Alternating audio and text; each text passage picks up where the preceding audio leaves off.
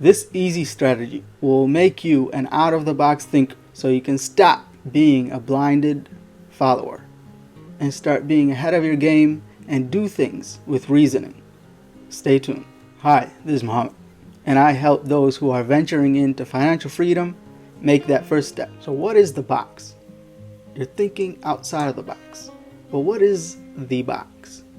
And it is a limitation where you're thinking only in a narrow perspective. You only have a limited mindset to think of. And this is shaped through many things like culture, religion, education, social media, and through knowledge, traditions, social patterns, and so on that is given through generation after generation that affects how people perceive the world, interact with others, and deal with certain experiences. And thinking out of the box is actually not being disrespectful to culture, religion, or whatever.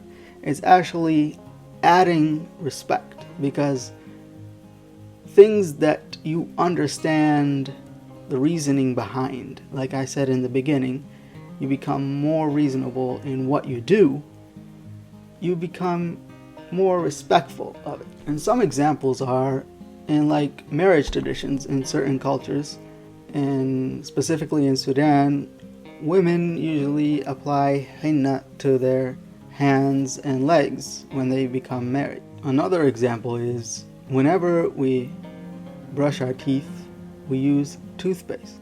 Another example could be how social media shapes beauty. What is beauty in the eyes of social media? And in these examples, whoever is Sudanese, for example, and they get married, they're gonna apply henna. And if you go brush your teeth, you're gonna use toothpaste. And if you watch social media all the time, you might be affected by how beauty is supposed to be like. So how do we free ourselves from being trapped in this box? And the answer is to always ask why. And there's a funny joke that Louis C.K. says in one of his comedy stand-ups. You can find the link in the description below. It's very funny about asking why. It seems simple just to ask why, but why don't we use it? And the reason behind not using it is that we're trapped in another box that's called value.